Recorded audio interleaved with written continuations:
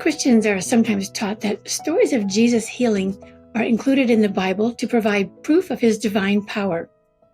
Because of these healing stories, we're told, we can be sure that Jesus was the first Christian. But these two claims are misleading and obscure the deeper meaning of his healing ministry. When we consider more carefully the significance of his Jewish heritage, we can learn more about the meaning and means behind these healing stories.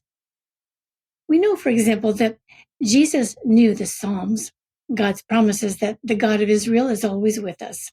For example, the Lord is my shepherd. He restores my soul. Even though I walk through the darkest valley, I will fear no evil, for you are with me. Your rod and your staff, they comfort me.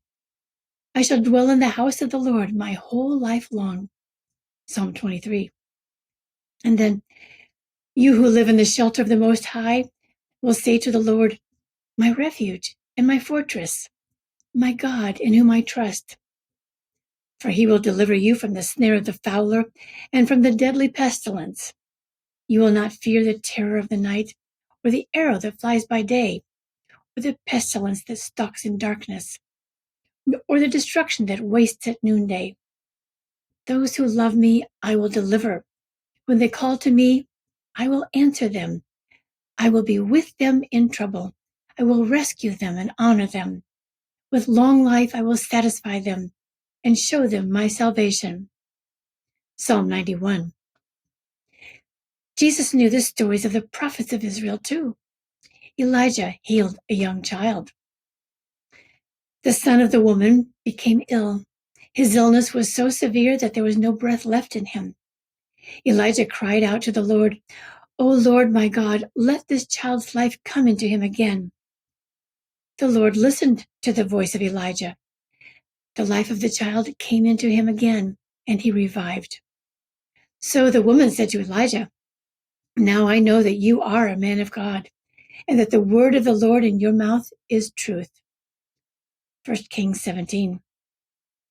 This mother learned from Elijah that the power of God was present even when death looked so overwhelming. And then there was Elisha, who learned from Elijah. Naaman, commander of the army, though a mighty warrior, suffered from leprosy. Elisha said, let him come to me, that he may learn that there is a prophet in Israel. And he sent a messenger to Naaman, saying, go, wash in the Jordan 7 times. But Naaman became angry and went away, saying, I thought that from me he would surely come out and stand and call on the name of his Lord, his God. But his servants approached and said to him, Father, if the prophet had commanded you to do something difficult, would you not have done it? So he went down and immersed himself 7 times in the Jordan, according to the word of the man of God. His flesh was restored like the flesh of a young boy. 2 Kings 5. Once again, this healing story conveyed the message of the prophet that Israel's God was present for all the nations, all the time. All they had to do was ask. Whether from psalms of prayer or stories of healing, these ancient examples of restoration all point to the reason for healing. They open our eyes to see the presence of God among us. And we see the same idea in the teachings and stories of Jesus' healing in the New Testament. In Luke's Gospel, Jesus encountered 10 men who were also suffering from leprosy.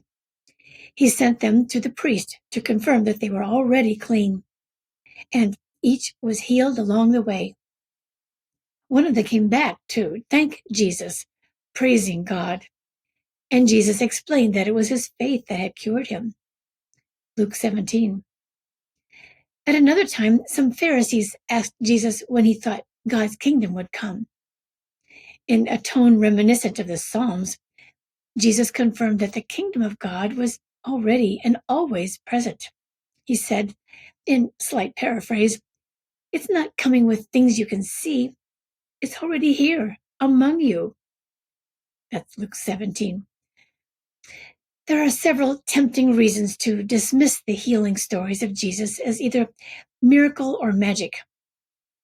If we ignore his Jewish humanhood, It's easy to brush off these seeming medical aberrations as God's mysterious ways of doing things.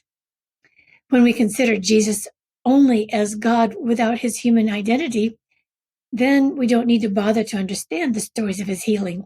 We just assume Jesus is too divine for mere humans to comprehend. Also, the idea of seemingly miraculous healing doesn't set well with our modern view of medicine. We're familiar with placebos, and possibly there are some explanations for the phenomena of healing without medicine that will emerge from quantum theory. But if we set aside our medical doubts for a moment, we can better appreciate the significance of these healing accounts by looking at them as meaningful and consistent with the context of Jesus' Jewishness. The greatest rabbi of the Middle Ages, Moses Maimonides, reminded his own followers that relying on miracles, present or past, to prove one's faith is dangerous, since they could be the result of magic or illusion. But the real purpose of the supernatural stories of Jesus or any other Hebrew prophet or rabbi was to advance a story about God.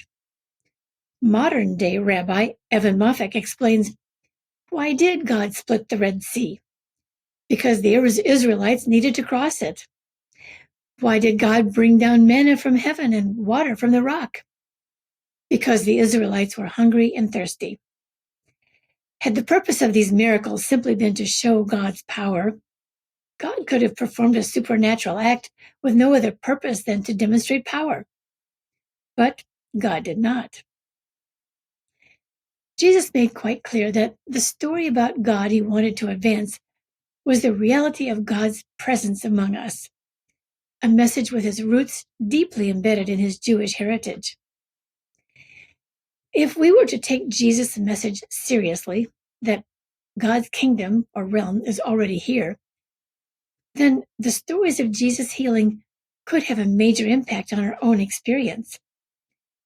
If we would only consent to the idea that God is with us and loves us and cares for us, then the healings of the paralytic at Bethesda, the blind Bartimaeus at Jericho, the centurion's servant, Peter's mother-in-law, the daughter of the Syrophoenician woman, or the boy suffering from epilepsy could inspire us to admit God's transforming and healing presence abides with us always.